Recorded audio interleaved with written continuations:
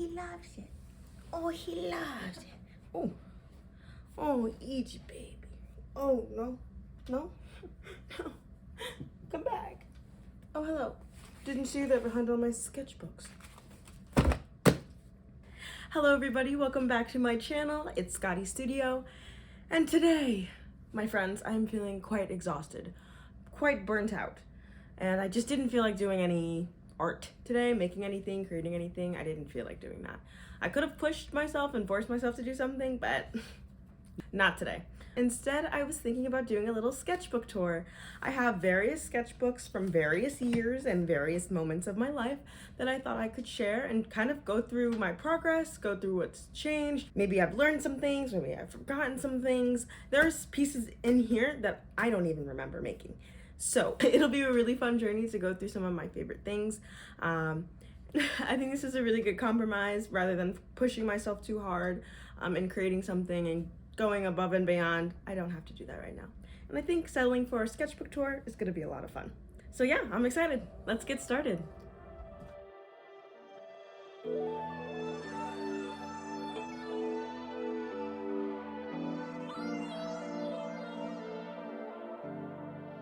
Okay, I'm really excited. I thought I lost my first sketchbook, but I just found it, so I'm really excited.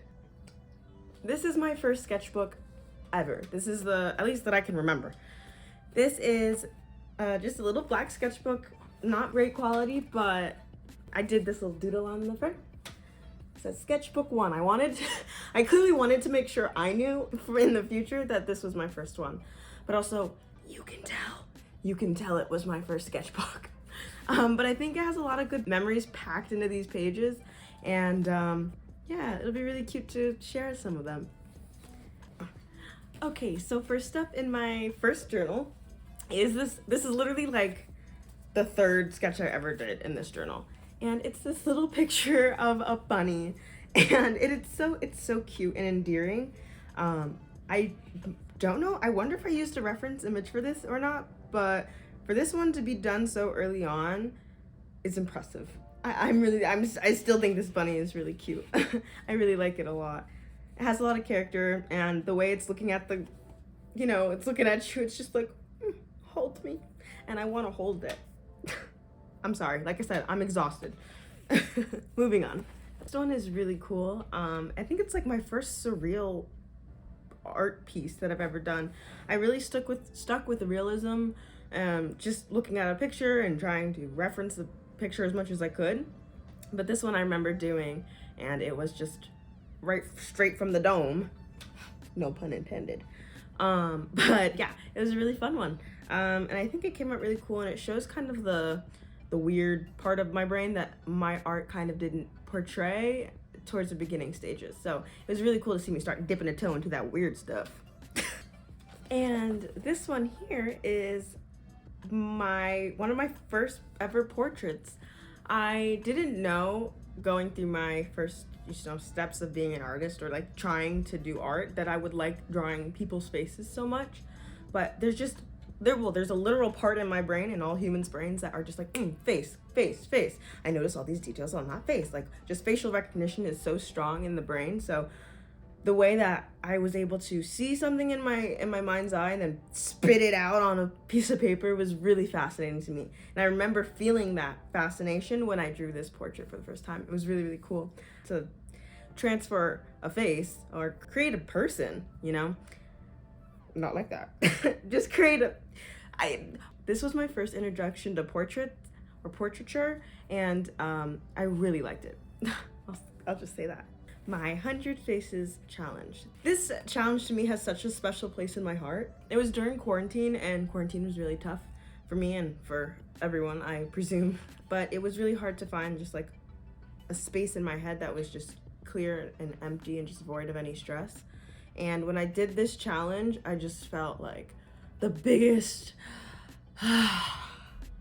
like every time I would do a few faces, I just felt so good afterwards. I felt so relaxed, so calm, and so zen.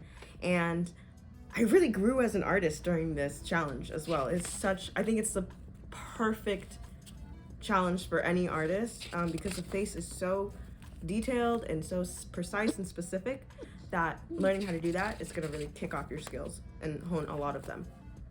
But as you can see through these pages, I progressed so quickly. I think I did this challenge within like a few weeks, and you can see so much improvement.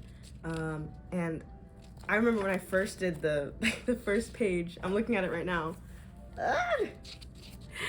It's kind of horrific, but I remember still being proud of myself after doing it. I was like, yeah, that was a fun little sketch. Like, wasn't worried about it. Then the next day I did some more, and those came out like a lot better. And then the next day I did more and more, and it felt so rewarding to see progress in live time. And I was literally doing nothing else at the time, couldn't you guess? So seeing this progress was so fruitful and fulfilling, because I was like, nothing else is going on. At least I'm learning something, you know? And to this day, portraits are still probably one of my favorite things to create because of this challenge. So to anybody out there, anybody who's like likes to doodle, likes to draw, wants to be better at art, or is a great artist already but hasn't done this challenge, I recommend that you do the 100 faces or 100 heads challenge and just knock it out and see what you can do, because it sounds like a lot, like 100, but do 5, 6 a day, maybe 10 if you're feeling roast going, and you'll be done soon. But yeah, one of my favorites. That's definitely in this sketchbook. My favorite pages are the 100 faces challenge. Anywho, on to the next book. I think this one is pretty much full, so let's move on. Okay, so this one is just, I like this one because it was my first time using Copic markers, the very expensive markers. They're alcohol-based markers that I literally can't afford, and I couldn't afford at the time, but I got them in a Secret Santa swap from a really good friend, and it was so fun using them, because using bougie art supplies makes not all the difference, of course, not even like a large percentage of the difference, but it makes just like it feels nice. Things just work the way you want them to work, and you're not having to do extra steps to get it to blend or to just go where you want. And it was just a cool experience using really nice quality art materials, and it's kind of inspired me to get my money up so I can get my funny up so I can get nice art supplies. Okay, moving on. Okay, these 3 pieces, I think about these a lot when I think about what my style would be if I were to able to like visualize it, because I'm still really cultivating it and working on it, but these 3 pieces feel like mine, if that makes sense. I did them when I was tucked away in a cabin like for 2 weeks before I could see my family for quarantine. I had to pre-quarantine before quarantine, you know, quarantine stuff. I just did those, I guess, on one day, and every time I look back on them, I have, you know, I'm like, oh, those are mine. Those are my girlies. Like I did them, no reference, just straight from the dome, mixed my own colors and everything, and I felt like a true artist after I did those. And it was just a good boost for my confidence. They're just acrylic paintings from like literally cheap Walmart acrylic paint, so, you know. Okay, this piece is back to my weird stuff, back to my surrealism and my like wacky wild brain. It's a really funny contrast from like the girl characters to this. Honestly, and there's only like a few pages in between them, so there wasn't much time in the making of those two, but it just shows like my versatility. And I think every artist knows what I'm talking about when they're like, oh, I have my style and then I have like everything else that I do. Do you know what I mean? Does that make sense? If it makes sense, it does. If it doesn't, whatever. Like, I have a hard time figuring out what type of like content I want to make because of my art, because of stuff like this.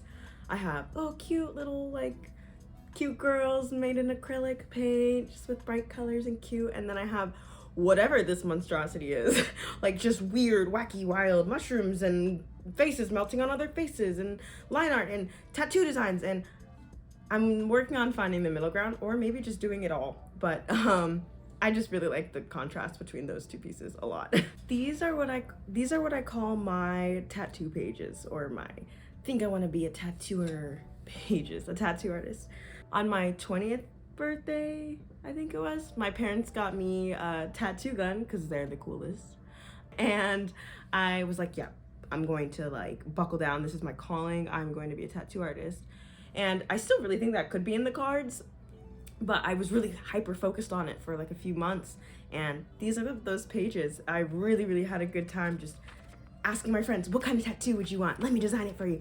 Looked on Pinterest for tattoo like flash tattoo ideas, and let me just quickly copy them down, see if I can do it. And I would practice on thick skin, I would copy it over.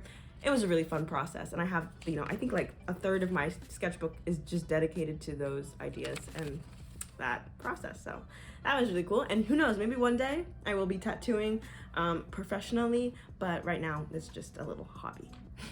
But yeah. Okay, so this was when so this is funny. I remember I first downloaded the Webtoon app, and I was like, oh my gosh, I'm gonna be a webtooner. I'm going to go on Webtoon. I'm going to be an artist for Webtoon.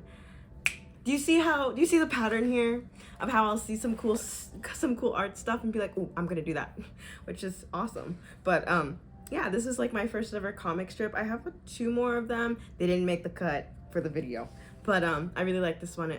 It's the little greenhouse of better judgment, and it's just cute little like end of a newspaper clipping type of comic strip. No, it was really fun. I did that with watercolor and pens and a lot of mixed media. Oh yeah, and the sketchbook that I'm using now, that I'm going through now, is a mixed media sketchbook. So a lot of the things you'll be seeing in here have like 5 different types of mediums, which is really cool. It makes a piece look so much more detailed and like creative and like a modge-podge of art stuff. So that was really cool. Yeah, so these 2 are probably 2 of my favorite watercolor pieces that I have ever done. I'm not a huge fan of watercolor because like I don't like I feel like there's a lack of precision, and maybe that's just my inexperience with the medium talking, but that's my issues with it. Anywho, I have a huge book full of Polaroids that Andy Warhol took that I got from an old friend, and they are just, there's so many different like artistically cool photos. So I used a few as a reference, Andy Warhol himself included, and it just came out really nice. It's just when you have a good reference photo, it really helps like capture the hard part. You know, it makes the hard part a lot easier. But yeah, that was really fun. Use of watercolor. I should honestly use watercolor again, because it's been, I don't want to say this is the last time I used it, but it's been a long time. But yeah, I really like those 2 pieces. So this is one that I did literally during a panic attack. I found that when I'm anxious or when I'm having a really strong emotion, if I just get to a sketchbook or get to a canvas, it's 1, I'm gonna feel a lot better, and 2, I'm gonna get some really cool stuff out of it. Yeah, I just did this in a frenzy, in a panic, and whatever. I don't remember exactly what the issue was, what the problem was that day, but it looks so punk. It looks so cool, and it would be a really cool poster to have, just like someone masked up with the eye open, just grungy. I did it with a Sharpie. I remember like breathing in the fumes and like I can't breathe. But yeah, it was just cool stuff. Just this piece reminds me, if I'm feeling something, you got an empty piece of paper somewhere, and it's gonna be okay. Yeah, I really like this page. I remember doing it, I think it was during winter time. It was like late at night. It was after I had watched the movie Ready Player One. It's a cool movie about like going into like the metaverse basically, and you have the cool characters and everything. And so I was like, ooh, what character would I want to be if I could, you know, create a whole character and be in a world where that character got to, you know, I don't know, like drive really fast cars or fly around or be a mobster or something. So I had a lot of fun character design with this one, just using bright colors, and I really like the bold outline that each character has. Really makes them pop from the page. I want to do more character design too. This whole video is making me like, oh, I should do this again, I should do that again, which is perfect and really helps the burnout feeling that I was feeling. Okay, wow, that was a lot more than I thought. There's also 2 more sketchbooks to go through, and I think we'll do a part 2 another time because, like I said, I am getting really exhausted. But it was so fun to go through all of my old stuff and just see what, you know, what seed was planted to create what I'm able to create now. I hope to dig up more sketchbooks as I go through my life and I'm moving and stuff like that. It would be so funny to find like really, really old stuff. Yeah, I had a really good time, and it's really good to see my progress, and I hope you guys do something similar where you go through your old sketchbooks or your old photos or anything that you used to make and see your progress, or just see who you once were, because it really is a diary. Like I as I looked through them, I remembered how I was feeling. I remember what was going on in my life.